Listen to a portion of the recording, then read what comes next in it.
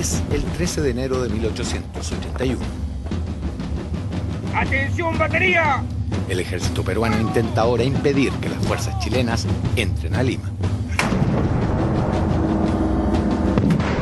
Las tropas chilenas han marchado durante toda la madrugada desde Lurín hacia Chorrillos.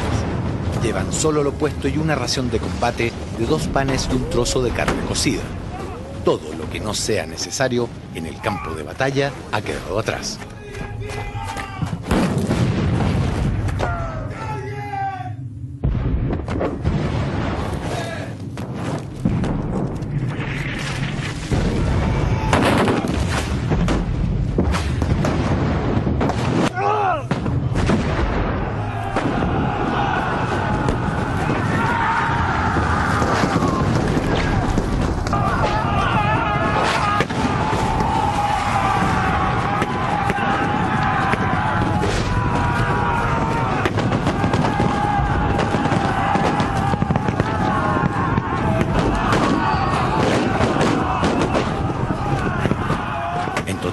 Más de 8.000 soldados de ambos países morirán en menos de 24 horas, en una de las batallas más cruentas de toda la Guerra del Pacífico.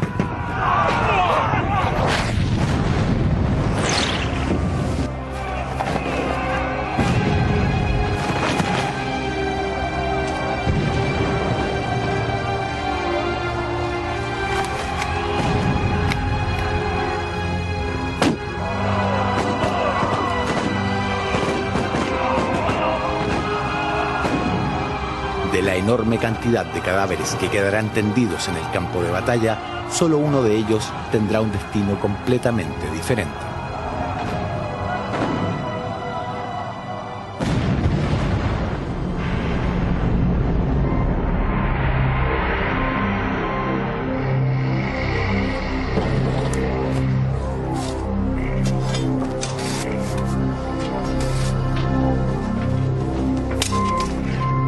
El 10 de marzo de 1998, el cuerpo de este soldado fue encontrado casualmente acá, en el distrito de Chorrillos, por un grupo de obreros que construía un cerco para la Escuela Nacional de Policía en el Cerro Zigzag.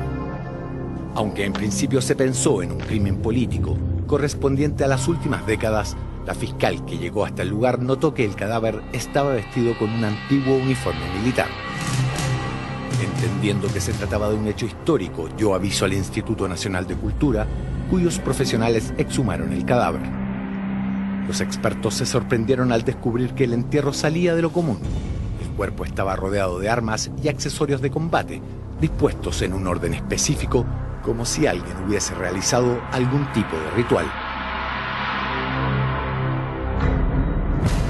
Los restos del soldado chileno están perfectamente conservados.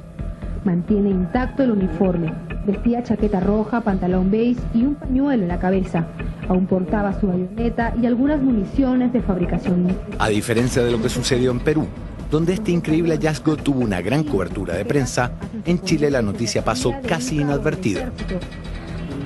Entre las pertenencias se encontró una pequeña libreta en la cual anotó fechas y lugares desde el ingreso de las tropas chilenas a territorio peruano en 1880. Mientras los heridos quedan rezagados, el ejército se toma el balneario de Chorrillos. Chorrillos es ocupada después de la batalla, ¿no? Y se deja que las tropas chilenas saqueen durante la noche.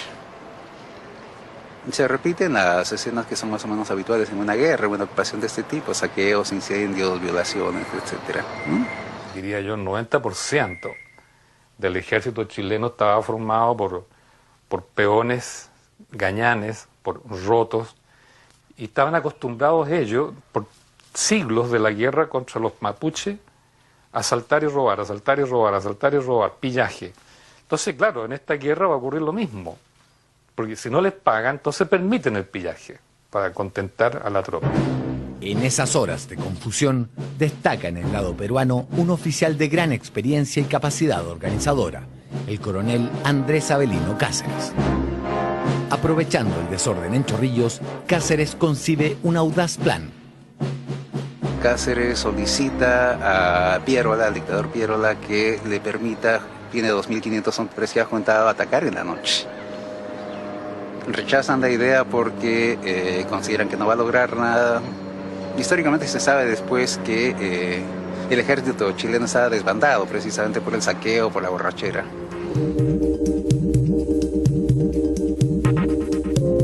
Estamos en el corazón de Miraflores, uno de los barrios más exclusivos y caros de la capital peruana. Hoy, este hermoso y bien cuidado jardín está rodeado de amplias avenidas y modernos edificios. Pero hace 130 años esto era un campo donde se libró una batalla decisiva para la caída de Lima frente al ejército chileno. La historia chilena destaca que la batalla comenzó de improviso y que solo unos 5.000 de los 20.000 hombres estaban en posición de combatir, lo cual hizo peligrar el triunfo de las fuerzas chilenas. La historia peruana destaca que los defensores estaban en inferioridad numérica y menos preparados para este combate.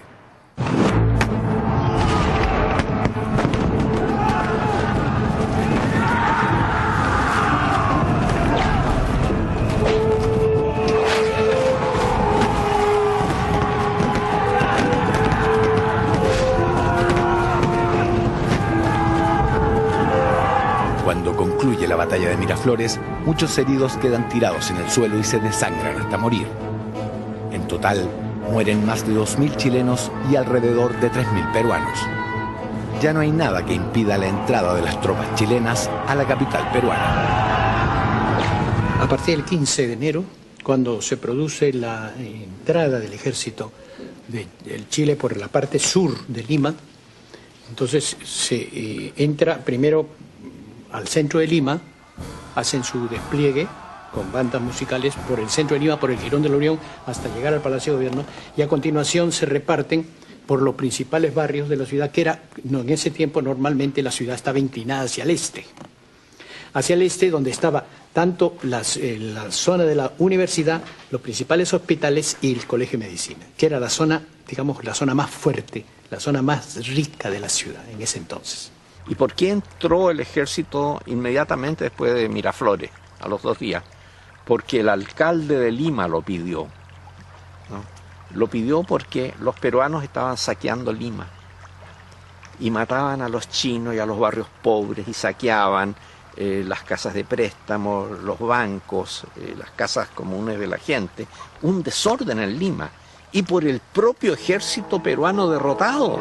En enero de 1881, Patricio Lynch queda a cargo como general en jefe de las fuerzas de ocupación chilenas en la capital peruana. Más de un siglo después, los historiadores no se ponen de acuerdo en cómo evaluar su gestión. Una administración progresista que introdujo orden.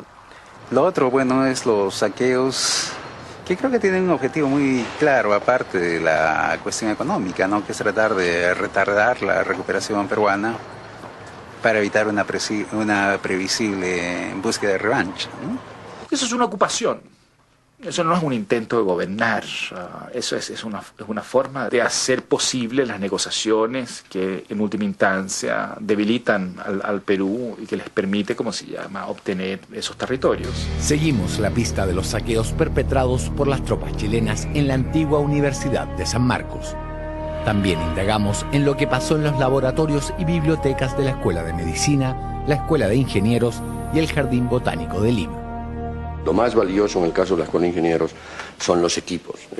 Los equipos son alrededor de 9.000 equipos.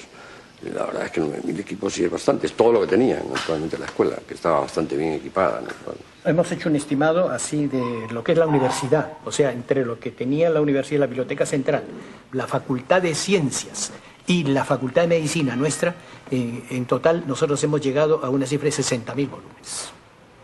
Los libros los han encajonado, los han embalado, les han puesto un rótulo que dice P.L. Valparaíso. Los investigadores peruanos tienen sospechas sobre la identidad del destinatario de estos bienes. ¿Puede ser Pedro Lagos o Patricio Lynch? No lo sabemos.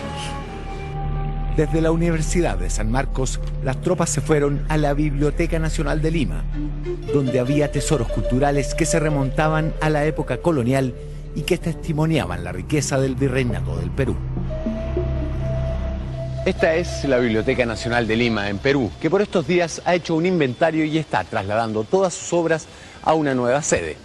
En ese inventario faltan unos 15.000 libros que según numerosos documentos peruanos se encontrarían en Chile desde la ocupación de Lima por parte del ejército chileno durante la Guerra del Pacífico. Dentro de los monumentales salones de esta biblioteca pudimos conocer a cuánto correspondería hoy el valor de aquellos bienes culturales robados durante la ocupación chilena de Lima. Hemos hecho nosotros una tasación para el traslado a la nueva sede y esa tasación hecha por especialistas asciende más o menos a 500 millones de dólares, ¿no? Pero es difícil saberlo. Yo creo que no tanto el valor monetario como el valor simbólico, digamos, ¿no? ¿Hubo saqueo en Lima? Ninguno. ¿No hubo saqueo? Ninguno. Ocurre, esto es parte de la mitología peruana y hay dibujos terribles y qué sé yo, todos inventados. Hay documentos de la administración de Lynch, han sido publicados por Ahumada, ¿no? Haciendo evaluaciones económicas de la factibilidad de llevarse los ferrocarriles, por ejemplo. No se los pueden llevar porque es demasiado costoso transportarlos, ¿no? Es bastante claro de que está suficientemente acreditado el saqueo, el robo, la pertenencia, la no pertenencia nuestra de eso. Los historiadores no son los únicos que todavía no se ponen de acuerdo sobre lo que realmente ocurrió en Lima durante la ocupación chilena. En las escuelas de Lima y Santiago son notorias las diferencias de énfasis con que se analiza la actuación de Chile. Invadió Perú, arrasó con todo, violó mujeres, mató. Finalmente nuestra mejor Biblioteca Nacional le hicieron el establo de su caballería. El Perú fácilmente no se ha podido levantar. Chile nos debe mucho. En todo conflicto bélico, yo lo señalaba anteriormente, siempre hay, ¿no es cierto?, daños colaterales, como se llama. Y los daños colaterales siempre van a existir. Es decir, nosotros nos señalamos, ¿no es cierto?, en nuestra historia no se hace hincapié a esos elementos. A lo mejor hay un desconocimiento. Tampoco se niega que nos haya hecho. Es decir, no somos partidarios ni apoyamos esa situación. Es decir, yo creo que lo primero que se tiene que defender dentro de una invasión o dentro de una toma de un territorio son al menos esos recursos históricos que forman parte de la historia de cada nación. Pero lamentablemente en un conflicto bélico... Como parte de nuestra investigación en Lima, nos hemos propuesto ver el cadáver del soldado chileno exhumado en Chorrillos e investigar las circunstancias exactas que rodearon su muerte.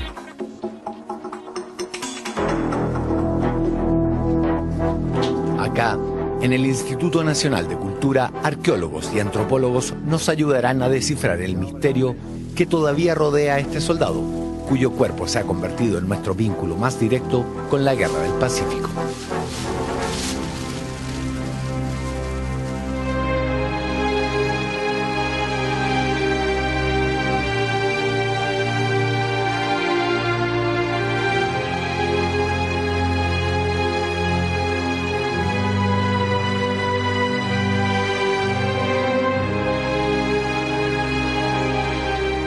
Tal cual fue traído por el arqueólogo Dante Casareto del campo. No estaba muy profundo, más o menos entre 50 y 60 centímetros, ¿no? Cubierto casi por la arena. Tras la batalla de Chorrillos, la retaguardia del ejército chileno recorrió el campo de batalla buscando sobrevivientes. Es probable que uno de estos grupos haya encontrado el cuerpo del soldado chileno y haya decidido sepultarlo.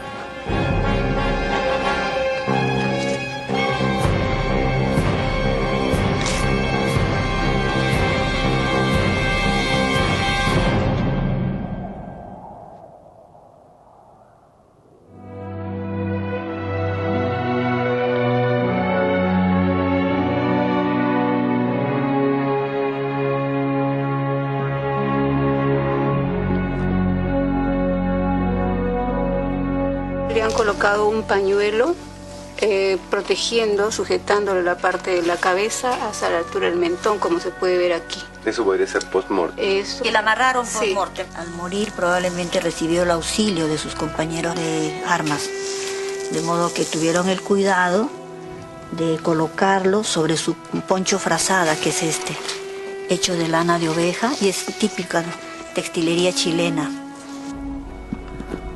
Quizás este mismo grupo, por razones que todavía son un misterio, enterró al soldado de un modo particular, rodeándolo cuidadosamente de todas sus armas y enseres. Lo característico que nos llamó la atención cuando ya retiramos el cuerpo fue que tenía una bala, de esas que estaban viendo antes aquí, la tenía encima de su cuerpo, o sea, casi a esta altura, y la otra bala debajo de su espalda. Estaba aquí, más o menos.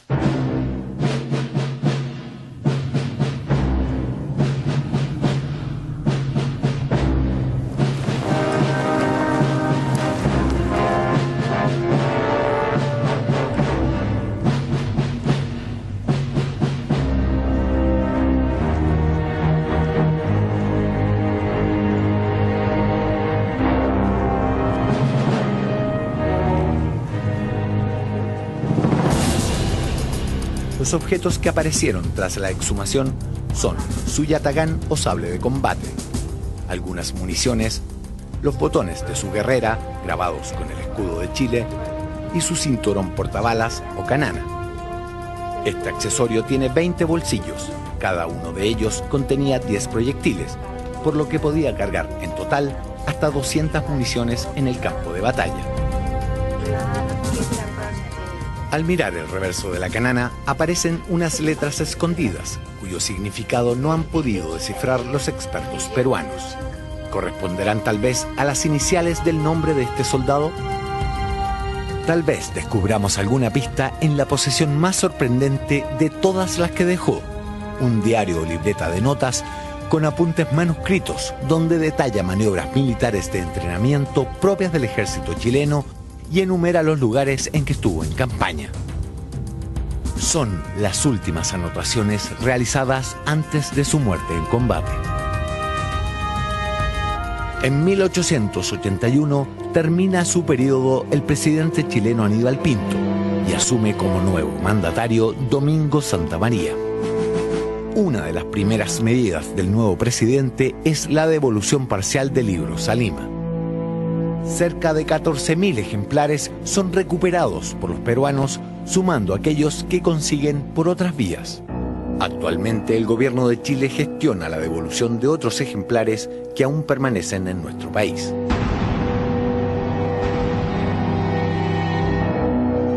En estas montañas, pertenecientes a la Sierra Peruana, en el corazón de los Andes, se refugiaron las tropas que sobrevivieron a la caída de Lima. Desde acá darán un nuevo giro a la guerra, organizando una agotadora y sangrienta guerra de guerrillas bajo la dirección de un carismático líder, el coronel Andrés Avelino Cáceres, conocido como el Brujo de los Andes. ¿Por qué el Brujo de los Andes? Por la aplicación de esta técnica de guerra de guerrillas que iba a donde estaban los asentamientos chilenos, hostigaba los campamentos y luego se retiraba. Y porque fue pues el gran héroe de la resistencia en esta campaña de la Breña. Cáceres es un gran general peruano, valiente, decidido, combatió en Chorrillos, Miraflores, en varias acciones, y al fin organiza en la Sierra Peruana, como ellos llaman a la cordillera, ¿no? Organiza una guerra de guerrillas, que es lo más devastador, lo más difícil de combatir y que se presta para toda clase de violencia, crueldades por ambos lados. Logra algo que parece completamente excepcional, que es ganar el entusiasmo de la población indígena de la región central y conseguir que los indígenas se subordinen voluntariamente al comando de un Estado Mayor que es blanco y terrateniente. Objetivo de controlar pueblos y caseríos. El enfrentamiento más recordado entre chilenos y peruanos tendrá lugar en La Concepción.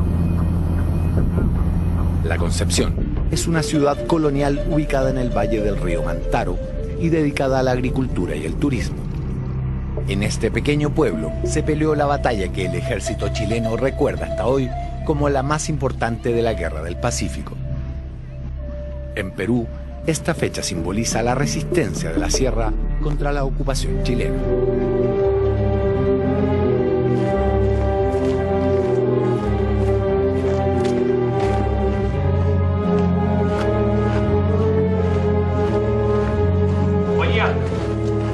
llegado a nuestro destino, la Concepción. ¡Distancia! ¡Viva Chile! ¡Viva!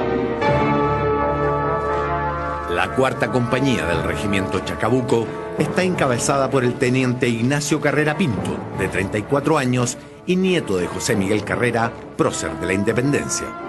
Carrera Pinto ha sido ascendido a capitán, pero nunca llegará a saberlo. Los chilenos han entrado en un pueblo hostil. Decenas de ojos los observan y poco después el coronel Juan Gastó, brazo derecho de Andrés Avelino Cáceres, sabe cuántos soldados componen la columna chilena. Mi coronel, llegaron las tropas chilenas. Son 77 soldados. ¿Tienen artillería? No tienen cañones. ¿Mensajero montado? Tampoco, mi coronel. ¿Estás seguro? Sí, mi coronel. Sin caballería.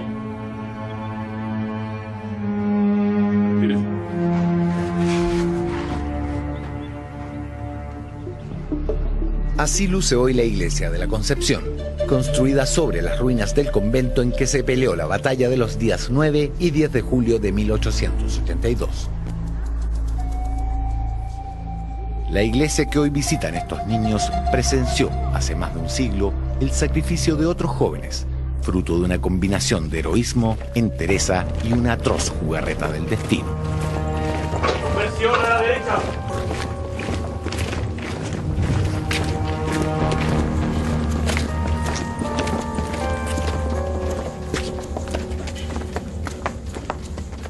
Descansen. Armas. Bienvenido a la Concepción, mi teniente. Lo recibe el subteniente Julio Montt, de 20 años, quien se había quedado en el pueblo porque estaba convaleciente de tifus. Hay 8 soldados enfermos de tifus, mi teniente. Y hay 3 mujeres conmigo en la guarnición. Una de ellas está embarazada a punto de dar a luz, mi teniente. Rescato. Sí, mi teniente. Ausente la compañía en el lugar. A la orden, mi teniente. Compañía. La mano derecha de Carrera Pinto es casi un niño, el subteniente Pérez Canto. ¡Al hombro! ¡Armas! A la derecha. De frente. ¡Armas!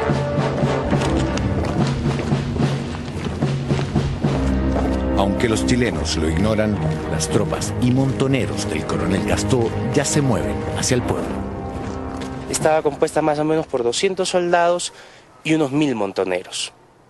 Los partes de guerra chileno hablan de 1500, pero hayan sido 1500 o 1000, verdaderamente la superioridad numérica era increíble. Por aquellas quebradas bajaron 300 soldados peruanos y 1 millar de montoneros. Avanzaron por el pueblo de Concepción, o La Concepción en la historia de Chile, y cercaron esa iglesia a mis espaldas, donde estaba la cuarta compañía del regimiento Chacabuco al mando de don Ignacio Carrera Pinto. En este lugar se libró una de las batallas más emblemáticas de la Guerra del Pacífico. ¡Peruano, peruano, mi teniente! ¡Por el norte! ¡Y por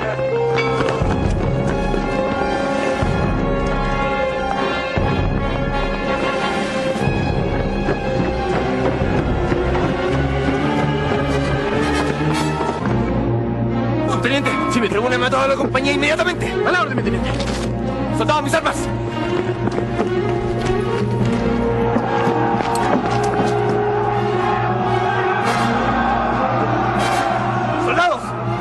Conforme lo acordado, las cuartas cerrar las bocas calles. Cuiden sus municiones. Tenemos 100 tiros por cabeza. Disparen solamente cuando esté el blanco en la mira. ¡Subtenientes!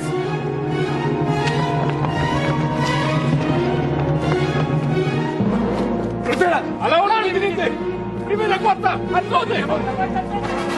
Necesito que los enfermos que puedan levantar un arma lo hagan ahora. ¡A la orden, mi teniente! ¡Retirera! Necesito que resguarde a las mujeres en la iglesia. A la orden, mi teniente. Proceda. Y Carrera Pinto ordena que lo mejor es no enfrentarlos a campo abierto, para de esa forma no el terreno no esté a favor del contingente peruano, sino rodear el perímetro de la Plaza de Armas, de la Plaza Mayor, que sería donde vemos esos árboles enfrente de la iglesia, rodear el perímetro y desde ahí comenzar a resistir. ¡Mega fila, rodilla en tierra!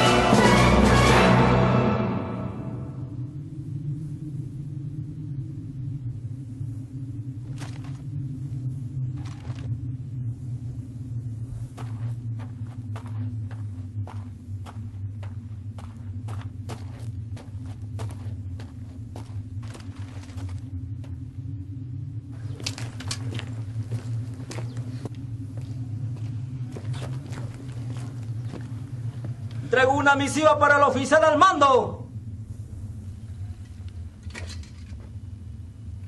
Los usos y costumbres de la guerra exigen cumplir ciertos rituales. El coronel Gastó hace llegar una carta solicitando la rendición de la tropa chilena.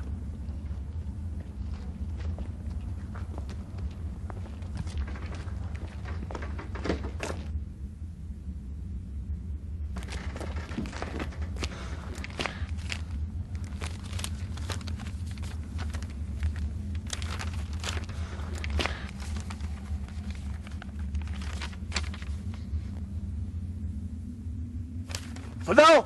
¡Una pluma! Voy a responderle en este mismo papel. Carrera tiene solo dos opciones: rendirse y vivir, o pelear y morir junto a todos sus hombres. Carrera Pinto contesta lo que todos ustedes saben, que él no se puede rendir porque por sus venas corre sangre del prócer de la independencia Carrera y que tiene que ofrendar su vida por la libertad. Respuesta a los chilenos.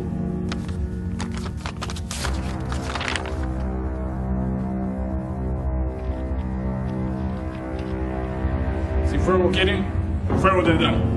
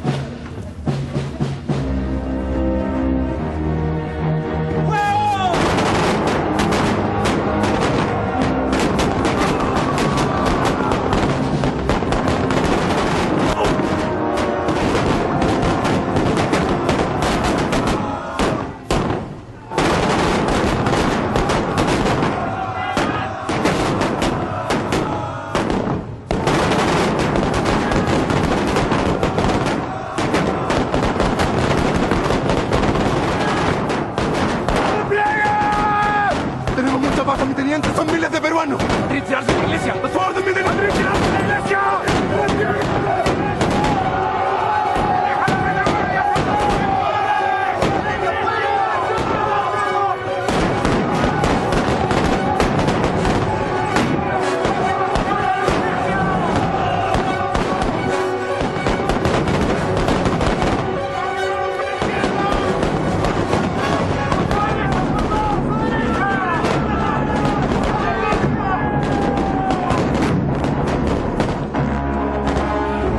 Al historiador Joseph Dagger, fuimos hasta el interior de la actual iglesia de la Concepción para reconstruir cómo fue esta segunda etapa del combate.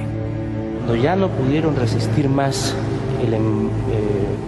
porque la superioridad numérica peruana era grande, entonces se atrincheraron dentro del convento, ¿no?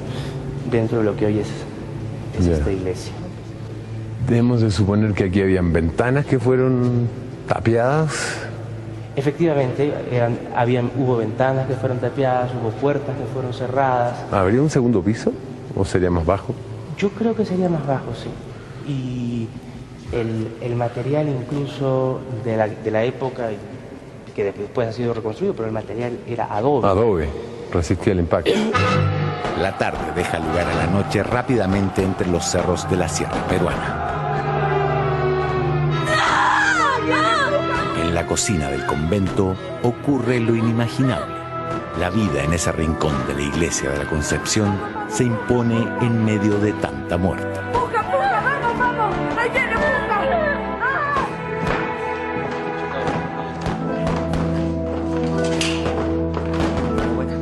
Se agotan nuestras municiones. La única solución para salir de aquí es romper las líneas enemigas. Cargaremos a la bayoneta.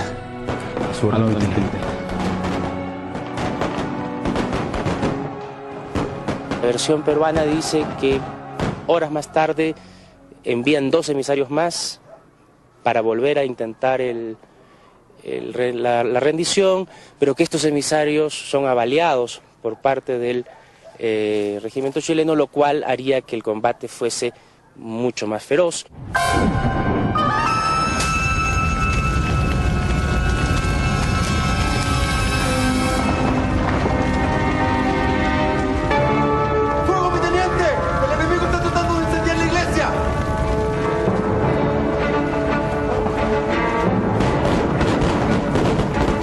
protegidos por sus improvisadas trincheras y por los muros de adobe, los chilenos soportan el asedio. El aire se vuelve casi irrespirable.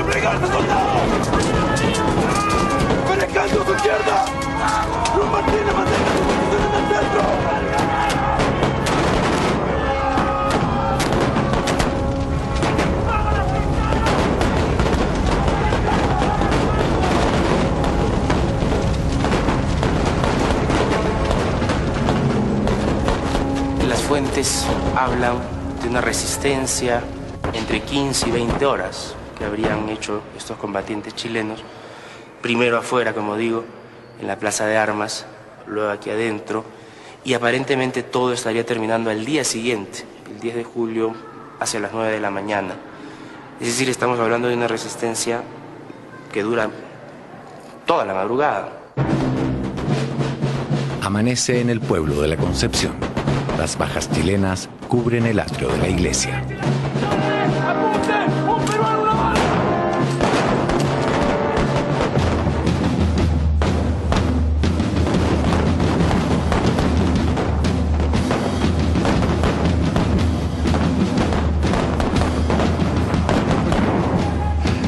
Mi teniente, los peruanos siguen llegando. Usted va a quedar al mando. Usted va a quedar al mando, ¿me entendió?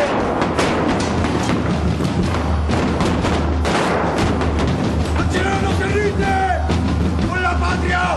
¡Por la bandera! ¡Viva Chile!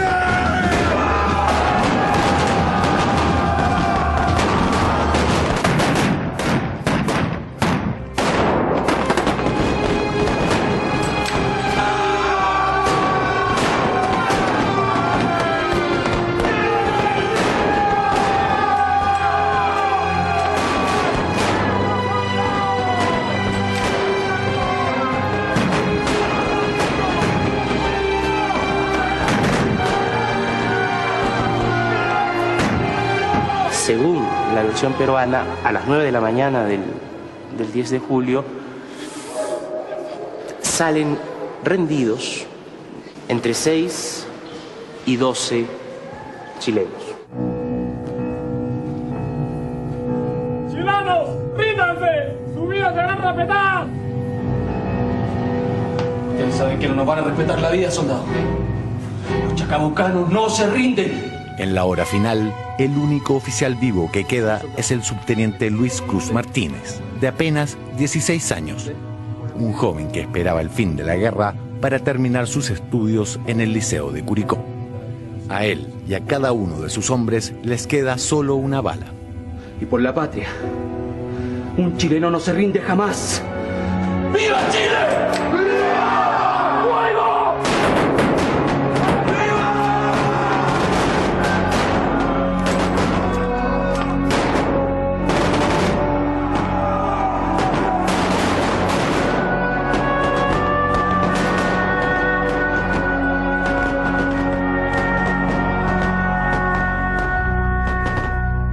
El coronel peruano que dirigía esta emboscada era el coronel Gastó. Juan Gastó da órdenes a los montoneros que los tomen como prisioneros de guerra, pero lamentablemente los montoneros no hacen caso al oficial y la verdad es que se ensañan en contra de estos sobrevivientes que, rendidos o no, estaban indefensos. Y verdaderamente se cometen abusos, desmanes, aparentemente asesinan a las mujeres, asesinan a la mujer embarazada, repasan a los heridos, se ensañan con los cadáveres, les habrían incluso cortado las cabezas, degollados algunos, los habrían puesto en lanzas. El último acto de esta tragedia se vive a las 10 de la mañana de ese mismo día, cuando las tropas de Estanislao del Canto, los refuerzos que tanto esperaron los héroes de la Concepción, entran al pueblo. A las 10 de la mañana del lunes 10 de julio de 1882, apenas una hora después de la muerte de Luis Cruz Martínez y de los últimos soldados del regimiento Chacabuco, las tropas encuentran los cadáveres aún tibios de sus camaradas. Estanislao del Canto decide, como un homenaje póstumo a Carrera Pinto, Montt, Pérez Canto y Cruz Martínez, recoger sus heroicos corazones para trasladarlos a Santiago. Luego ordena incendiar la iglesia junto a los cuerpos de los caídos. La tropa chilena, enardecida, da rienda suelta a su ira, incendia el pueblo y fusila a los montoneros peruanos que quedaron rezagados. Los corazones de los héroes de la Concepción descansan hasta el día de hoy en la Catedral Metropolitana de Santiago.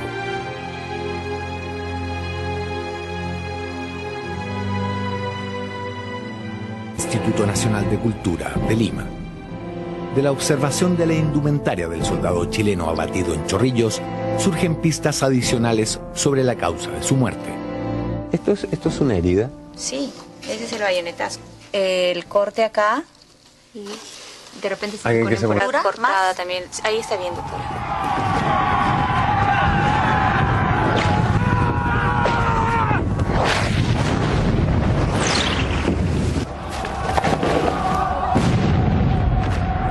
Ahí en la camisa se ve claramente la sangre. Como es más clara la camisa, se ve la mancha de sangre.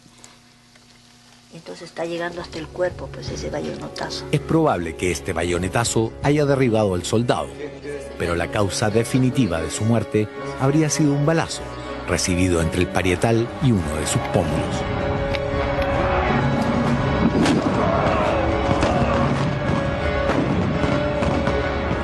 Un agujero de entrada donde seguro vamos a ver el bisel interno, que cuando entra la bala con fuerza, ¿cierto? Va a entrar con una fuerza y al salir es que va a explotar el cráneo, ¿no? Va a romper todo lo que sale. El análisis forense es claro y preciso, pero la visión directa del cadáver, a pocos centímetros de distancia, muestra en toda su magnitud lo violenta que fue esta muerte.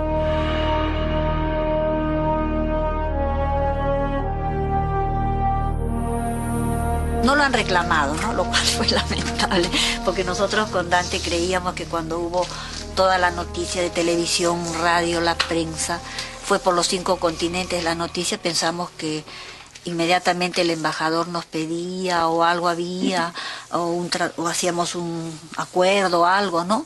Pero absolutamente nada. Es un símbolo no solo chileno, sino también peruano, porque sabemos que en una guerra nadie gana ni nadie pierde, todos perdemos, todos perdemos. Y nosotros cuando lo vemos acá, pensamos, fue el hijo de alguien, el esposo de alguien, alguien lo lloró, y no queremos que vuelva a pasar una cosa así entre nuestros países. Entonces por eso también lo tenemos con mucho respeto y mucho cariño. La falta de recursos y el temor a dañar el cadáver del soldado chileno han impedido a los expertos peruanos realizar nuevos exámenes para profundizar en las circunstancias de su muerte. Mientras tanto, su identidad es el próximo misterio que intentaremos resolver.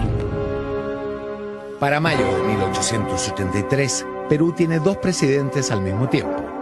Uno de ellos, Miguel de Iglesias, está dispuesto a firmar la paz con Chile. El ejército chileno envía tropas a proteger a Iglesias y sale a buscar a Andrés Avelino Cáceres. La batalla decisiva se pelea en Huamachuco, un pueblo de 8.000 habitantes ubicado en la Sierra Norte peruana.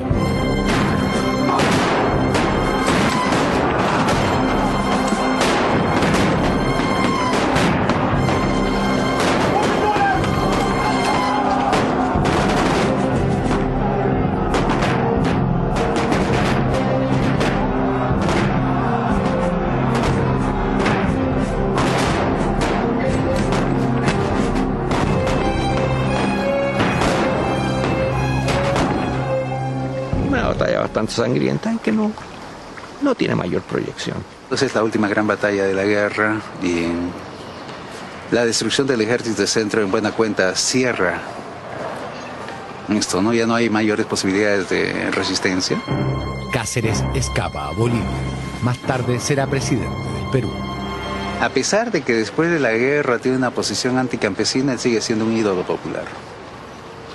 Y un fenómeno excepcional en las sierras centrales que año a año se conmemora la guerra con Chile. Alguna vez Pablo Mancera dijo una gran verdad, ¿no? El único lugar en el Perú donde la guerra con Chile no es un recuerdo vergonzoso es la Sierra Central, ¿no? El campesinado celebra cada año porque ellos ganaron su guerra.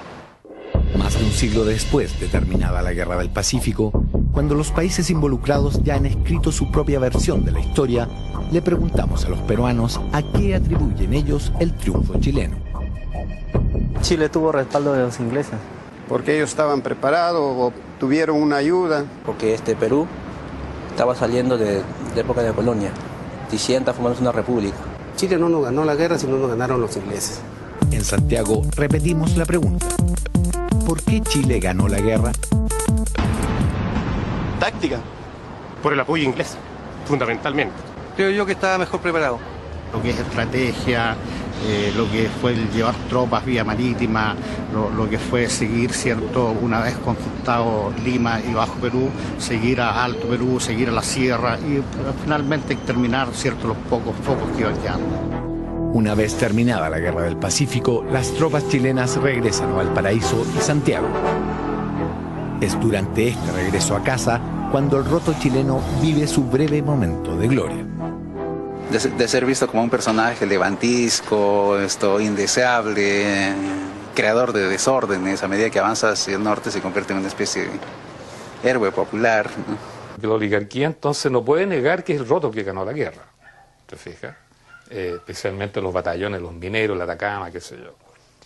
Entonces cambia la percepción y se le recibe con arcos de triunfo en la Alameda, se le aplaude. Manifestaciones de mucha alegría, de mucho patriotismo, pero pareciera que estas, con el transcurrir del tiempo, terminaron siendo no más que eso, una manifestación y un agradecimiento de tipo simbólico, porque económico prácticamente no lo hubo.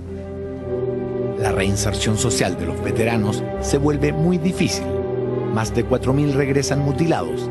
Cientos de ellos se ven obligados a acreditar su daño físico para recibir pensiones de invalidez.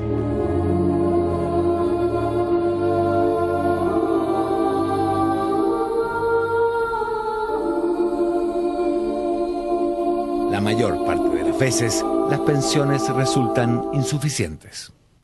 Y aquí aparece entonces de nuevo el vagabundaje, con una diferencia. Ahora este es un peón que se acostumbró a andar con fusil a caballo y matando. Entonces recrudece la delincuencia después de la Guerra del Pacífico. Algunos veteranos terminan pidiendo limosna en la calle. Otros se convierten en delincuentes y hay quienes mueren indigentes y son sepultados solamente gracias a la caridad pública. Pero hubo miles de soldados que no sobrevivieron a la guerra. Sus cuerpos quedaron diseminados en los campos de batalla, donde eran incinerados a las pocas horas para evitar infecciones y plagas. El alto costo en vidas humanas que tuvo la Guerra del Pacífico dio paso después a otro tipo de balance. ¿Qué ganó Chile con este conflicto? Es fundamental para definir el equilibrio geopolítico de América Latina, ¿no? Rompe esa disputa por la hegemonía que venía desde fines del periodo colonial entre Chile y Perú, entre Valparaíso y Callao. El desarrollo de Chile durante el siglo XIX y buena parte del XX va a depender de su dominio en el Pacífico, de su dominio de las salitreras, de su dominio de estos recursos naturales. Ya no es el salitre, es el cobre, ¿no? Es la pesca, ¿no? Es el tráfico internacional, y eso tiene importancia, bueno, el cobre, indudablemente. Perú firmó la paz con Chile en 1883 y recuperó Tacna en 1929. ¿Qué perdió Perú con la guerra? Para el Perú, la pérdida de 191.000 kilómetros cuadrados de territorio. Lo más importante, acaba las posibilidades históricas de que se pudiera constituir aquí una burguesía con un proyecto nacional propio. Y la burguesía peruana en el futuro, en la posguerra, va a resignarse a su papel de socia menor del imperialismo, ¿no? Garantizar el orden interno para los negocios de las empresas extranjeras, pero sin ninguna pretensión de independencia. Bolivia firmó la paz con Chile en 1904. ¿Qué perdió Bolivia con esta guerra? Bolivia entregó todo un departamento, desde el paralelo 23 hasta el río Loa. Una extensión de territorio enorme y riquísimo en muchas sustancias minerales. ¿Qué recibió a cambio? En 1879, esta era la realidad geopolítica sudamericana. Para 1884, cuando la Guerra del Pacífico termina, el mapa ha cambiado drásticamente. La principal consecuencia de la guerra sigue siendo la mediterraneidad boliviana. Chile le puso un candado a Bolivia y la llave se la entregó al Perú. Por lo tanto, siempre hay que consultar al Perú. Los bolivianos siempre han tenido la impresión de que Chile puso un candado a la salida al mar boliviana y le entregó la llave a Perú. Y el hecho de que Perú apenas ha sentido de que Chile está considerando una salida al mar para Bolivia, al norte de Arica, rediseñó o planteó el rediseño de la frontera marítima, y eso tiene mucho que ver con la llave que Perú no quiere entregar y no quiere perder sus fronteras con Chile. Es una visión más o menos cínica, ¿no? Que se resume en esta frase de Querejazo, ¿no? Chile le puso el candado a Bolivia y Perú se quedó con la llave. Es decir, que terminan presentando una visión por la cual Perú y Chile se complotan para encerrar a los pobres bolivianos. El salitre, que había sido el gran detonante de la guerra, quedó bajo el monopolio mundial chileno. Para el presupuesto chileno, el salitre en 1880 representa el 5%. En 1885 representa el 52% del presupuesto. Pero hubo inversionistas ingleses que en plena guerra compraron los yacimientos a bajo precio y se convirtieron en sus nuevos dueños. De ahí en adelante, el fisco chileno solo recibiría ingresos millonarios a través de los impuestos. Se produce la paradoja de que Chile, ¿no es cierto?, la oligarquía, la que provocó la guerra, si podríamos decir, asociada con los ingleses, no gana nada. Pero el Estado sí. Y por eso Balmaceda comienza a construir, ¿verdad?, obras públicas como loco. Bueno, y eso explica por qué la oligarquía después se mueve para controlar el capital que tenía el Estado y parlamentariza el Estado. ¿Fija? Y por eso que derriban a Balmaceda para distribuirse mejor la torta. Y tenemos ahí 20 años que estrujan al Estado hasta que provocan su quiebra, por 1922. Entonces, por eso Chile ganó, cierto. ¿Qué ganó? La paradoja de esto es que tampoco el salitre es una completa bendición para Chile, ¿no? El primer golpe militar que ustedes tienen es por la nacionalización del salitre por Balmaceda. ¿Por qué? Porque Nor se ha apropiado en una década de lo que Chile acaba de conquistar. A la larga perdemos todos y sabemos quién es el ganador.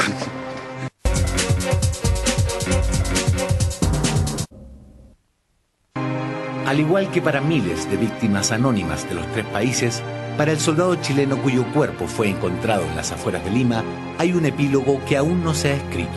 Todavía falta conocer su nombre y saber quién fue. Con la información recopilada en Perú y una copia de la libreta del soldado, regresamos a Santiago a conocer algunas de las hipótesis que han surgido para identificarlo. La primera pista que trajimos a los investigadores de la historia militar chilena fueron las iniciales grabadas en la canana del soldado. Nosotros inicialmente pensamos que podría corresponder a las iniciales del soldado, pero después fuimos descartando eso y pensamos hoy día que perfectamente pueden corresponder a la fábrica que confeccionó realmente el cinturón. Podría ser una fábrica de Samuel Valdivieso, que era una sastrería famosa y con muchos talleres de la época se dedicaron a la confección de este tipo de este modelo de porta cajas de munición. Su aspecto físico, su uniforme y sus otras posesiones dan pie a una primera teoría sobre su identidad y grado. Yo me inclino porque un soldado o un cabo del regimiento Talca, del sector general de empleo del regimiento, Y me inclino por un Cao justamente porque era una persona que leía y escribía, lo cual le daba ya un carácter distinto al resto de la tropa, además de una contextura muy especial para la época. El promedio de estatura de la tropa era de 1,58 m a 1,60 m. Y este señor medía alrededor de 1,75 m. Basándose también en cartas de la época y en un nombre que aparece escrito en la libreta del soldado, este investigador sostiene que podría tratarse del cabo Juan Vázquez. El Gigantón Vázquez, lo cual a mí me lleva a pensar, ¿no es cierto?, que Gigantón podría ser una persona de 1,75 m en la época. Las pistas que nos acercan a otra hipótesis sobre su identidad se encuentran en las actividades cotidianas descritas en la libreta del soldado. Hay algunas entregas de alimentación, de algunos de ganado en pie, típicamente porcino, y lo que llama la atención de repente que dice algo de conducción, habla de conducción. Esto obviamente a nosotros nos indica que se trata de actividades de tipo logístico, de actividades de tipo abastecimiento, de suministros. En esa época había una comandancia general de equipajes y bagajes que estaba dedicada a eso. Ya. Esta es la lista de la unidad de comandancia de bagaje y equipaje que participó en las batallas de Chorrillos y Miraflores. Encontramos aquí a don Juan Esquet como empleado de esta comandancia de bagaje, y más abajo en los capataces a Francisco Guajardo, que también murió en batalla, que son los únicos dos que murieron en batalla. De estos dos nombres hay uno que destaca como el más probable, tomando en cuenta los siguientes datos. La libreta y el tipo de actividad que se registra en la libreta, que son actividades de tipo logístico. Segundo es el protocolo de la autopsia que se le hizo en el Instituto Nacional de Lima, en la cual dice que tiene una chaqueta marrón o blusa marrón, que es la chaqueta, el color que usaban las unidades de intendencia del ejército de la época. Y participó ese día en el sector de Cuesta Zigzag, fue muerto en el sector, se perdió contacto con él, y la verdad que la botonadura con el escudo chileno, que le hace una cierta distintivo especial, nos hace pensar que podría ser el empleado Juan Esquet. Tras revisar todos los archivos fotográficos de la época, aparece una imagen de la unidad logística de la Comandancia General de Equipajes y Bagajes, tomada providencialmente apenas unos días antes de la batalla de Chorrillos. Esta unidad está integrada por capataces y por arrieros. Todo hace suponer, por los rasgos físicos y por el tipo de contextura, que Juan Esquet debiera ser esta persona, probablemente.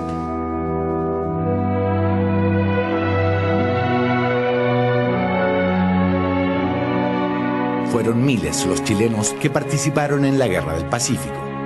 Entre los muertos o desaparecidos durante sus campañas, surgen al menos dos hipótesis en torno a la identidad de este soldado caído en combate: Juan Vázquez y Juan Esquet.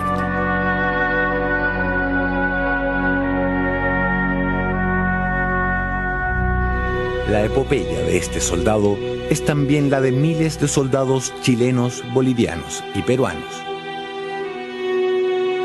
Sus ojos vieron y sus almas sufrieron las mismas penurias, el mismo dolor de otros miles de combatientes de los tres países que volvieron a sus hogares victoriosos o derrotados, vivos o muertos. Este es un homenaje a todos los que, sin importar su bandera, sufrieron la agonía de la guerra, soportaron el hambre, la sed y la fatiga, se sobrepusieron al horrible miedo que caló en sus corazones antes de la batalla, que vieron caer a sus amigos y finalmente supieron enfrentar la muerte con dignidad y heroísmo.